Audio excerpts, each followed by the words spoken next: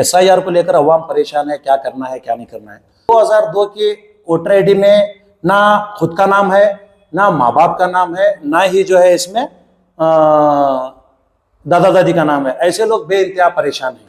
परेशान वो लोग भी हैं जिसके पास डॉक्यूमेंट हैं, परेशान वो लोग भी हैं जिसके पास डॉक्यूमेंट सही तरीके से नहीं है, और कुछ ऐसे लोग हैं जो 2002 में जिसका वोटर आईडी नहीं है या फिर उसका 2002 में वोटिंग लिस्ट में नाम ही नहीं था। ऐसे लोगों का जो जिसमें 2025 में उनका नाम है, ऐसे लोगों को चाहिए कि 2002 के अपने वालिदैन के या फिर दादा दादी के, अपने वालिद वालिदा या फिर दादा दादी के वोटर आईडी से जहां पर 2002 में इनकी वोटिंग की गई थी, वो पार्ट नंबर और बूथ नंबर में वो लेकर आप अपने वोटर आईडी के साथ उसे मैपिंग करा सकते हैं। उन्होंने ऐसा बोलते हैं, उन्होंने वैसा बोलते हैं। हमें गए थे, ये तुम्हें क्या कीजिए उल्टे बातें करेगा थे, तो बिया लोग हो उसके ऐसे तुम्हारा नहीं कर दूं कर रहा थे उन्हें। ये हल नहीं है। उल्टे बात कहीं करेंगे और उल्टे बात करने के लिए वहां नहीं गए रहते, बल्कि एक मसले के हल के लिए गए रहते हैं। जब वो हल नहीं निकलता तो अवाम में थोड़ा गुस्सा आता, वो जायज है। सर, एसआईआर को लेकर बहुत सारे लोग जो परेशान हैं, वो किस तरह करना और कहाँ जाकर करना उनको समझ में नहीं आ रहा, तो इसके बारे में आप क्या कहना चाहेंगे? अस्सलाम वालेकुम। मैं पहले तो आपके चैनल इंसाफ 360 का शुक्रगुजार हूँ, जो आप एक अवाम के सिलसिले में या फिर अवाम की परेशानियों के सिलसिले में आज आप हमारे पास आए। मैं आपकी सोच की कदर करता हूँ। देखिए, जिस कदर आप पूछ रहे हैं कि एसआईआर को लेकर अवाम परेशान है, क्या करना है क्या नहीं करना है, कुछ इसमें बहुत सिंपल सी चीज़ें हैं। जिसके पास अगर करेक्ट डॉक्यूमेंट हैं तो परेशान वो लोग भी हैं जिसके पास डॉक्यूमेंट हैं, परेशान वो लोग भी हैं जिसके पास डॉक्यूमेंट सही तरीके से नहीं है। मैं आप लोगों को इसमें बताना चाहता हूँ कि जिस कदर कर्नाटका हुकूमत ने एसआईआर को लागू करने से पहले एक प्रोसेस चलाया हुआ है, वो प्रोसेस क्या है? मैपिंग का। वो मैपिंग के प्रोसेस को लेकर आज अवाम परेशान है।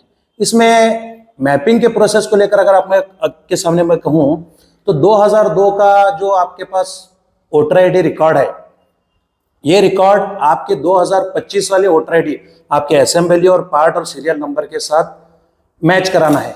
अगर ये मैच अगर हो गया तो आपका मैपिंग क्लियर है। और कुछ ऐसे लोग जो 2002 में जिसका वोटर आईडी नहीं है या फिर उसका 2002 में वोटिंग लिस्ट में नाम ही नहीं था, ऐसे लोगों का जो जिसमें 2025 में उनका नाम है, ऐसे लोगों को चाहिए कि 2002 के अपने वालिदैन के या फिर दादा दादी के, अपने वालिद वालिदा या फिर दादा दादी के वोटर आईडी से जहां पर 2002 में इनकी वोटिंग की गई थी, वो पार्ट नंबर और बूथ नंबर में वो लेकर आप अपने वोटर आईडी के साथ उसे मैपिंग करा सकते हैं। बड़ी आसानी से ये काम हो रहा है।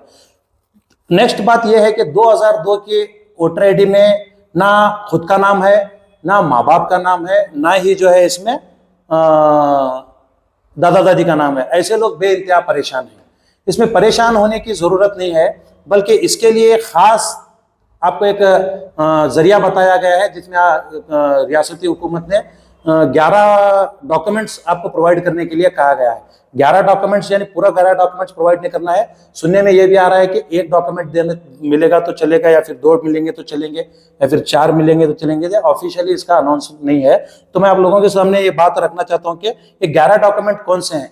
पहले तो मैंने आपको ये क्लियर किया हूँ कि 2002 में आपका वोटर लिस्ट है और 2025 में अगर वोटर लिस्ट है तो ये दोनों मैप आसानी से हो जाएंगे। और दूसरी बात यह है कि 2002 में हमारा कुछ भी रिकॉर्ड नहीं है, पर हमारे वालिदैन का रिकॉर्ड है या हमारे दादा दादी का रिकॉर्ड है। उनके बूथ में उनके पार्ट नंबर और सीरियल नंबर के साथ आपके वोटर आईडी को मैच कराना है। यहाँ पर आपकी मैपिंग आसानी से हो जाएगी। परेशानी उन लोगों के लिए है जिनके पास वोटर आईडी है, असेंबली बूथ और पार्ट नंबर के साथ, तो वो लोग जिनके पास 2002 का किसी किस्म का डाटा नहीं है, किसी किस्म का रिकॉर्ड नहीं है, या उनके वालिदैन का हो या उनके दादा दादी का हो, किसी किस्म का अगर रिकॉर्ड नहीं है, सिर्फ उनके पास 2025 का है, तो उन लोगों के लिए चाहिए कि मैं आप लोगों को बताता हूं कि कुछ दस्तावेज जो हुकूमत के जानिब से शाया किए गए हैं वो आप लोगों को रखना जरूरी है, जिसमें पेंशन सर्टिफिकेट है, LIC सर्टिफिकेट है, बर्थ सर्टिफिकेट है, पासपोर्ट है, एजुकेशनल सर्टिफिकेट है, परमानेंट रेसिडेंस सर्टिफिकेट है, और फॉरेस्ट राइट सर्टिफिकेट्स है, कास्ट सर्टिफिकेट है, फैमिली रजिस्टर कॉपी है, और लैंड या हाउस अलॉटमेंट सर्टिफिकेट्स हैं। जो गवर्नमेंट के जानिब से लैंड या हाउस अलॉट हुआ था, वो सारी चीज़ों के ये 11 डॉक्यूमेंट्स आप लोगों को रखना है। साथ ही साथ आपको जो है इसमें birth certificate, caste certificate BLO को प्रोवाइड करना है। ये सर्टिफिकेट्स की आपको कब जरूरत पड़ेगी? जबकि एसआईआर लागू होगा। अभी ये सर्टिफिकेट आपके नहीं लिए जाएंगे या फिर नहीं इसे दिया जाएगा। तो ये एसआईआर जब लागू होगा, ये सर्टिफिकेट आपके इंपॉर्टेंट है। इसमें से किसी 1, 2 या 4 हो सकता है। हुकूमत जो पूछेगी वो सर्टिफिकेट आपको गवर्नमेंट को प्रोवाइड करना है। अब इसमें सबसे और एक मिस्टेक क्या हो रही है, मैं बूथ में अगर जाकर खुद से अगर देख रहा हूँ, चेक कर रहा हूँ, तो ये बात पता चल रही है कि मैं सपोज मेरे खानदान की मैं बात करता हूँ कि मेरे घर में मेरे खानदान के शख्स का नाम मोहम्मद शफीक नूर अहमद दराक्षी है। तो 2002 में स्पेलिंग मिस्टेक है इनकी, वो मोहम्मद शफीक के बजाय मोहम्मद रफीक हुआ है। तो मेरे ही खानदान के एक शख्स का नाम मोहम्मद रफीक भी है, जो कि मोहम्मद रफीक जाफर साहब दराक्षी है। बीएलओ आसानी से क्या कर रहा है कि वो मोहम्मद शफीक का जो करेक्शन है, वो करेक्शन को छोड़कर मोहम्मद रफीक के साथ उसको मैच करने के लिए जा रहा है, जिसकी वजह से परेशानी ये होगी, वालिद का नाम देखे बगैर सिर्फ एक नाम अगर मिल रहा है तो उसे मैच कर रहा है और मैच हो भी रहा है। इससे परेशानी ये होगी कि जो वाकई में मोहम्मद रफीक नामी शख्स है, उसके नाम को जो है मैपिंग के लिए मुश्किलात पैदा हो सकते हैं। ये बीएलओ की एक इंक्वायरी किए बगैर एक मैं लापरवाही समझता हूँ। एक और चीज इसमें आपको मैं अगर बयां करूं तो शादीशुदा लड़कियों को लेकर कुछ लोग या फिर उनके शौहर या उनके माँ बाप बड़े परेशान है कि हमारी बच्ची का कैसे होगा मैपिंग बोलकर। इसमें सिंपल सी बात है, जो बच्ची शादी करके अपने माँ बाप से घर से जा चुकी है और अपने शौहर के यहाँ है और वहाँ के असेंबली में या फिर वहाँ के वार्ड या बूथ या पार्ट में आपका जो है वोटर लिस्ट मौजूद है, तो आपको करना क्या है कि जहाँ कहीं भी आपके वालिदैन ने वोट डाला था 2002 में, वहाँ से आपका उनका पार्ट नंबर और सीरियल नंबर कलेक्ट करके वो सीरियल नंबर और पार्ट नंबर को जाकर आप अपने असेंबली के, अपने वार्ड के, अपने बूथ के अंदर वहां पर आप दीजिए, वो सीधे सीधे नाम उनके साथ मैपिंग हो जाएगा। बड़ी सिंपल सी बात है। ये 40 एज के अंदर के लड़कियों का है और 40 एज का जो अबव है, जो उनका जो है सेल्फ प्रोजनी में हो ही जा रहा है। तो बिल्कुल सेम प्रोसेस में आप लोग जो है अपना मैपिंग करा सकते हैं।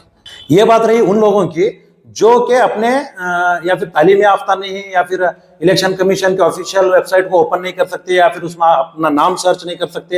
ये तमाम परेशानियों को जो है देखते हुए वो नर्वस हैं। ये उन लोगों के लिए रहा कि आप अपने 2002 में जहां वोटिंग किए थे वहां के बूथ के बीएलओ को आप कांटेक्ट करें। और जो लोग एजुकेटेड हैं, जो लोग पढ़ना लिखना जानते हैं, जो तालीम याफ्ता हैं, जो आसानी से मोबाइल को चला सकते हैं, ऐसे लोगों के लिए ज्यादा परेशान होने की जरूरत नहीं है, ज्यादा परेशानी भी नहीं है। इसमें इलेक्शन कमीशन की वेबसाइट ऑलरेडी आपको शाया हो चुकी है, जो कि eci.gov.in।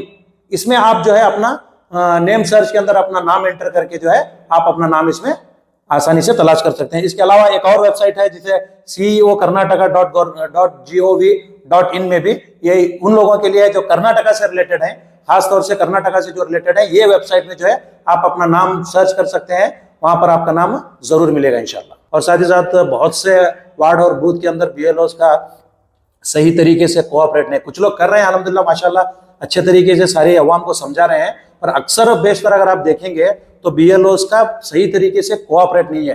ये बीएलओस को डोर टू डोर आना था, अवाम से रूबरू होना था, ये आना तो दूर रहा, अवाम से रूबरू होना तो दूर रहा, ये खुद अपने स्कूलों में अवेलेबल नहीं है। इसकी शिकायत हम लोगों ने कमिश्नर साहब से भी कर रखी है और यहाँ तक कि डीसी साहब से भी कर रखी है। ये सही या दुरुस्त कराने का जो है हमें आश्वासन दिया गया है, देखेंगे कहाँ तक वो चीज़ें सही होती है। और एक बात मैं खास तौर से अगर कम्युनिटी पर जाऊँ तो कम्युनिटी के लिए मैं एक मैसेज ये देना चाहता हूँ कि शहर की जो है अंजुमन इस्लाम कमेटी है, इनके जानिब से इसको लेकर एक गाइडलाइंस जारी होना जरूरी था, चाहिए था। बीजापुर शहर के अंजुमन इस्लाम की जानिब से अंजुमन के जिम्मेदारान की जानिब से एक गाइडलाइंस जारी होना जरूरी था, ताकि इसमें अवाम को आसानी हो सके। जैसा कि फॉर एग्जांपल हुबली के अंदर अंजुमन इस्लाम की जानिब से बहुत बेहतरीन अंदाज में सारे डिटेल को एक पर्चे के ऊपर लिख कर जो है फिर उसे प्रिंट कराकर जो है घर घर जो है बांटा गया है। ये काम हमारे बीजापुर में अंजुमन इस्लाम की जानिब से होना था। दूसरी और एक बात मैं आप लोगों को इंपॉर्टेंट बात बताना चाहता हूं। अब ये बात हुई एजुकेटेड लोगों की, जिसे समझ में आता है कि आप इलेक्शन कमीशन के वेबसाइट पर जाइए, ऑफिशियल वेबसाइट पर जाइए, आपको 11 डॉक्यूमेंट वहां पर देखने को मिलेंगे, उसमें से आप किसी डॉक्यूमेंट को भी आप गवर्नमेंट को सबमिट कर सकते हैं। ये बात हुई एजुकेटेड लोगों की। पर अफसोस कि हमारे कम्युनिटी के अंदर एक बहुत बड़ा तबका अनएजुकेटेड है, जिसके ताल्लुक से भी हमें सोचना बहुत जरूरी है। मैं चाहता हूं, मेरी पर्सनल राय यह है कि इसको लेकर वार्ड के कॉरपोरेटर्स, जो कॉरपोरेटर हैं,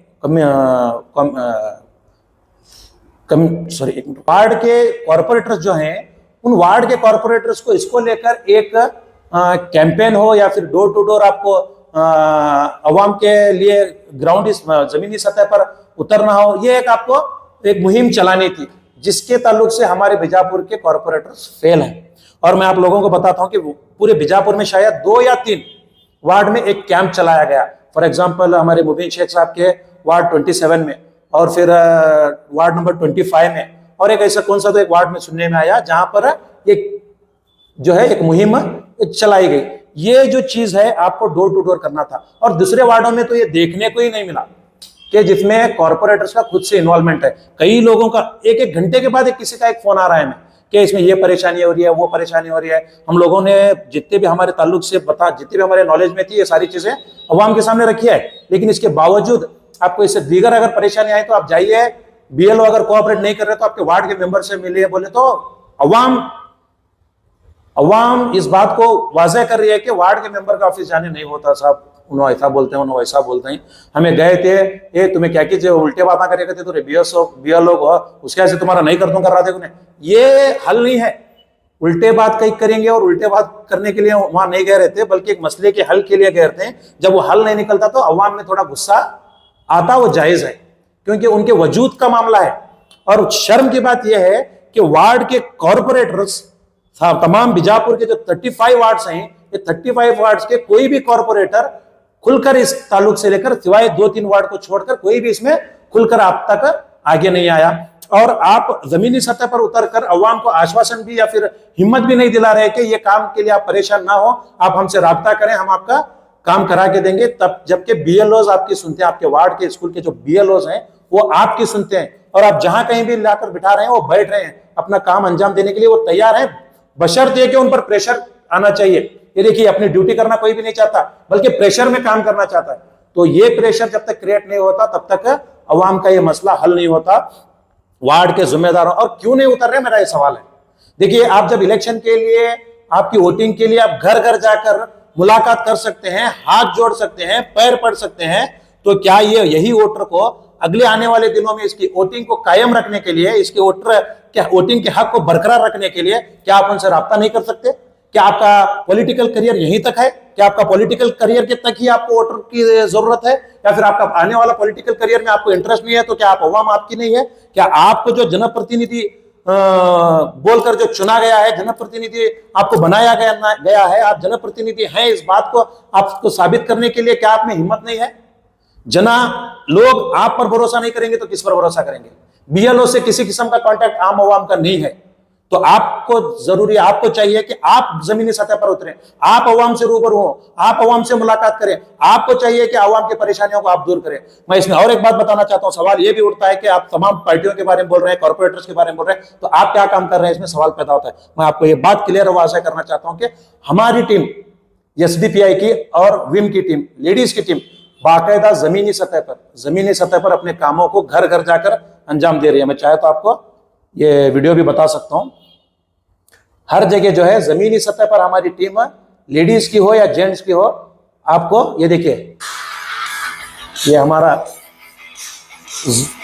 हेल्पिंग डेस्क है, इसमें हम अपने वार्ड के ऑफिस में तो ये कर रहे हैं, साथ ही साथ हमारे विम की लेडीज जो है घर घर जाकर अपने जरूरतों को, अपने कामों को दरगुजर करते हुए अवाम की परेशानियों को हल करने के लिए, ये देखिए आप देख सकते हैं, क्लियर पिक्चर आपके सामने है, अवाम की परेशानियों को हल करने के लिए घर घर जाकर जो है हमारी विम की लेडीज और जेंट्स की टीम इनका सपोर्ट में निकली हुई है, और हम लोग अपने काम को अंजाम दे रहे हैं। अफसोस इस बात का हो रहा है कि जाकर वहां पर अप्रोच होने के बाद लोगों को पता नहीं है कि करना क्या है, और कुछ लोग ऐसे हैं जो सब सारे जो है ऑफिस और सारे स्कूल से सारे लीडर्स को जाकर मिलकर वापस आकर थक हार कर बैठ चुके हैं।